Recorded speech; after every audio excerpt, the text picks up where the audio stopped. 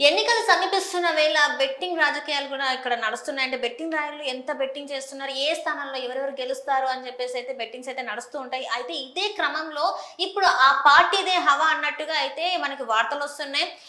ఈసారి చాలా స్థానాలలో చూస్తే ఆ పార్టీ మాత్రం గెలుస్తుంది అని చెప్పేసి అయితే బెట్టింగ్ రాయలు బెట్టింగ్లు వేస్తున్నట్టు కూడా మనకి న్యూస్ అయితే వస్తుంది. సో ఈ అంశాన్ని మనకి వివరించడానికి మనతో పాటు ఉన్నారు ప్రముఖ పొలిటికల్ అనలిస్ట్ సీతారత్న కుమారి గారు. నమస్కారం మేడం. నమస్తే అండి మనం ఇప్పుడు చూస్తున్నట్టయితే ఎన్నికలతో సమీపిస్తున్నాయి. సో ఇప్పుడైతే ప్రతిసారి కూడా మనం చూడొచ్చు, ప్రతి ఒక్క నియోజకవర్గంలో ఆ నిల్చున్న వ్యక్తి పైన, అంటే ఏ రాజకీయ నాయకులు అయితే నిల్చుంటారో వాళ్ళ మీద అయితే బెట్టింగ్స్ అనేది జరుగుతూ ఉంటాయి. ఇంకా పార్టీల మీద కూడా బెట్టింగ్స్ జరుగుతూ ఉంటాయి. అయితే ఈసారి చూస్తున్నట్టయితే ఏపీ రాజకీయాల్లో కొంచెం అంటే అందరి దృష్టి ఏపీ రాజకీయాల వైపే ఉందని అనుకోవాలి. ఎందుకంటే వైసీపీ ఒక పార్టీగా ఉంటే ఇక్కడ 3 పార్టీలు కూటమిగా ఏర్పడి వాళ్ళు కూడా పోటీలో ఉన్నారు. అయితే ఇప్పుడు మరి ఈ బెట్టింగ్ రాయలలో వైసీపీకి ఎక్కువ సీట్లు వస్తాయన్నా లేకపోతే కూటమికి ఎక్కువ సీట్లు వస్తాయని, ఏ పార్టీకి ఎక్కువ సీట్లు వస్తాయని బెట్టింగ్ పెడుతున్నారు అసలు? అంటే ఈ బెట్టింగ్ చేసే వాళ్ళు ఎవరైతే ఉన్నారో జనరల్గా సర్వే చేసే అఫీషియల్గా ప్రొఫెషనల్గా సర్వే చేసే కొన్ని సంస్థలు ఉంటాయి. ఈవెన్ అన్ని న్యూస్ ఛానల్స్ కూడా, న్యూస్ పేపర్స్ కూడా వాళ్ళకి సొంతంగా సర్వే చేయించుకుంటారు ఏ పార్టీ అధికారంలోకి వస్తుంది ఏంటి అనేది. అయితే వీటన్నిటికన్నా కూడా పవర్ఫుల్గా బెట్టింగ్ చేసేవాళ్ళు ఇంకా సాంకేతికంగా కానీ లేకపోతే క్షేత్రస్థాయి వరకు వెళ్ళి పర్సనల్గా వాళ్ళ మనుషుల్ని పంపించి గల్లీ గల్లీకి ఏ స్ట్రీట్లో, ఏ మండలంలో, ఏ జిల్లాలో ఏ పార్టీ అభ్యర్థులు గెలవబోతున్నారు ఏంటి అనేది క్షుణ్ణంగా ఒక అవగాహనకు వచ్చిన తర్వాత మాత్రమే వాళ్ళు బెట్టింగ్ అనేది చేయడం జరుగుతుంది. ఇది ఒక్క రోజులో ఓవర్ నైట్లో జరిగే పని కాదు. వాళ్ళు 1 ఇయర్ నుంచి ఎలక్షన్స్ ఉన్నాయనగా ఈ ప్రాసెస్ జరుగుతుంది. ఎందుకు 1 ఇయర్ నుంచి they start their own process అంటే క్రోర్స్ ఆఫ్ మనీ బెట్టింగ్ లో నడుస్తుంది. క్రోర్స్ ఆఫ్ మనీ, 1 కోటి రూపాయలు పెడితే 2 కోట్లు వస్తాయి. సో ఎవరైనా కూడా డబ్బుల్ని ఈజీగా వదులుకోవడానికైతే ఏ ఒక్క సంస్థ కానీ లేకపోతే ఏ ఒక్క పర్సనల్గా వ్యక్తి కానీ డబ్బులు పోగొట్టుకోవడానికి రెడీగా ఉండరు. సో అందుకని క్షేత్రస్థాయి వరకు వెళ్ళి వాళ్ళ యొక్క సర్వేని వాళ్ళు ఓన్గా చేసుకొని ఒక కంక్లూషన్కి వచ్చిన తర్వాత, వాళ్ళకు ఒక ఐడియా వచ్చిన తర్వాత ఓకే పక్కాగా ఈ ఏరియాలో టీడీపీ ఎమ్మెల్యే గెలుస్తారు లేదంటే వైఎస్ఆర్సీపీ ఎమ్మెల్యే వస్తారని ఒక అవగాహనకు వచ్చిన తర్వాతే బెట్టింగ్ చేస్తారు. అది ఏంటి, ఒక నియోజకవర్గంలోని ఒక ఎమ్మెల్యే స్థాయికి సంబంధించి మనం మాట్లాడుతున్నాం. అదే గనక రాష్ట్ర స్థాయిలో ఏ గవర్నమెంట్ అధికారంలోకి వస్తుంది అనేది కూడా బెట్టింగ్లు జరుగుతాయి. కూటమి అధికారంలోకి వస్తుందా లేకపోతే వైఎస్ఆర్సీపీ పార్టీ అధికారంలోకి వస్తుందా అంటే ఇది కొంచెం టఫ్ ప్రాసెస్. ఎందుకంటే ఒక నియోజకవర్గంలో వాళ్ళు సర్వే చేయాలంటే తక్కువ రిసోర్సెస్ తోటి, తక్కువ టైం తోటి, తక్కువ మెంబర్స్ తోటి they can jump into conclusion ఒక స్టేజ్ వరకు. కానీ అది రాష్ట్ర స్థాయిలో ఏ పార్టీ అధికారంలోకి వస్తుంది అని చూడాలంటే వాళ్ళు చాలా నామ్స్ చూస్తారు. అంటే ఇక్కడ అభ్యర్థుల బలాబలాలు, అభ్యర్థుల బలహీనతలు, పార్టీ బలాబలాలు, పార్టీ బలహీనతలు, పార్టీ సంస్థాగత నిర్మాణము, పార్టీ కార్యకర్తల యొక్క అప్రోచ్ ప్రజలకి, ఇన్ని పారామీటర్స్ని ప్రతి సర్వే రిపోర్టు కూడా క్షుణ్ణంగా చూస్తాయి.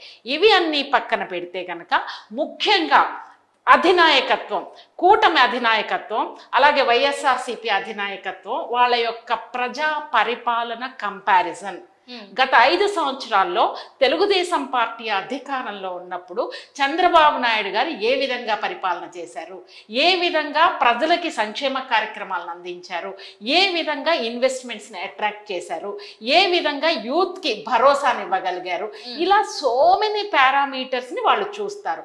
అది పక్కన పెడితే ఈ 5 ఏళ్లలో వైఎస్ఆర్సీపీ జగన్మోహన్ రెడ్డి గారు యువతకి ఎంతవరకు ఉద్యోగాలు ఇచ్చారు, ఆంధ్రప్రదేశ్లో ఆర్థికంగా ఎకానమీలో ఏ విధంగా డెవలప్మెంట్ ఏమన్నా చేశారా, లాంగ్ స్ట్రాటజిక్ ప్లానింగ్ వేసి యువతకి ఏమన్నా భరోసా ఇచ్చే ప్రయత్నాలు చేశారా, లేకపోతే ఇన్వెస్ట్మెంట్స్ని ఏమన్నా అట్రాక్ట్ చేశారా? కంపారిజన్ చేస్తారు జగన్మోహన్ రెడ్డి గారు, చంద్రబాబు నాయుడు గారు.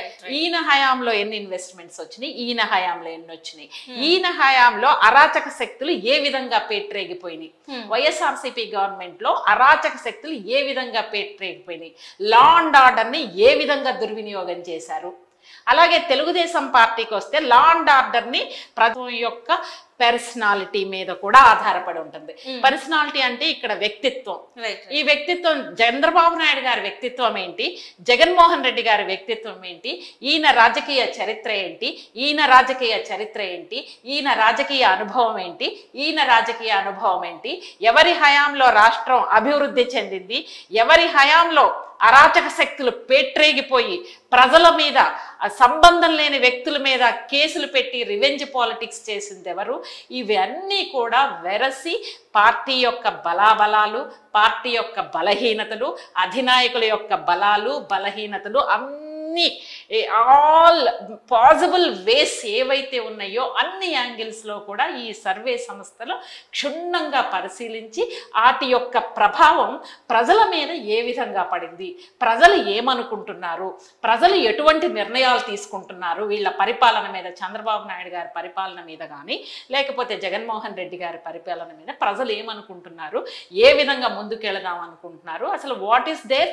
థాట్ ప్రాసెస్, ప్రజల నాడి ఏ విధంగా ఉంది అనేది తెలుసుకునేందుకు ఈ సర్వే సంస్థలు సర్వశక్తులు ఒడ్డుతాయి. ఎందుకంటే బిజినెస్ కోట్లలో ఉంటుంది కాబట్టి they don't want to compromise. అంటే ఇప్పుడు చూస్తుంటే జగన్మోహన్ రెడ్డి గారి ప్రభుత్వంకి లాస్ట్ అంటే కొంచెం ఒక 15 days 20 days ముందు చూసుకున్నట్టయితే ఒక సర్వేలో ఏంటంటే వీళ్ళకి 90 నుంచి 95 స్థానాలు వస్తాయి. కానీ ఇప్పుడు చూస్తుంటే దాని గ్రాఫ్ వైసీపీ పార్టీ గ్రాఫ్ పడిపోయింది, అనూహ్యంగా 70 సీట్లు కూడా వచ్చే అవకాశం లేదన్నట్టుగా వాళ్ళు అంటున్నారు. మరి ఇప్పుడు చూస్తుంటే ఈ ఏదైతే వైసీపీ గ్రాఫ్ పడిపోయి కూటమి గ్రాఫ్ పెరిగింది, 100 స్థానాలు ఖచ్చితంగా అని చెప్పేసి వాళ్ళు అయితే బెట్టింగ్లు పెడుతున్నారు అన్నట్టు మనకి వార్తలు వస్తున్నాయి. మరి నిజంగా ఇది పాసిబుల్ అయిందంటారా? మరి అంటే ఒకటండి, పాసిబిలిటీ ఉండడానికి అవకాశం ఉంది. ఎందుకంటే ఈ ల్యాండ్ యాక్ట్ ఏదైతే తీసుకొచ్చారో అది వైఎస్ఆర్సీపీ జగన్మోహన్ రెడ్డి గారికి ఎవరు అడ్వైస్ చేశారో తెలియదు కానీ అది ప్రజా వ్యతిరేకమైనటువంటి యాక్ట్. ఎందుకంటే అది ప్రజల్లోకి బలంగా వెళ్ళింది. గత వారం రోజుల నుంచి చాలా స్పీడ్గా రైతుల్లోకి ఎవరికైతే ఆస్తుపాస్తులు ఉన్నాయో స్థలాలు ఉన్నాయో ప్రతి ఒక్కరికి ఇది బలంగా ప్రజల్లోకి వెళ్ళింది.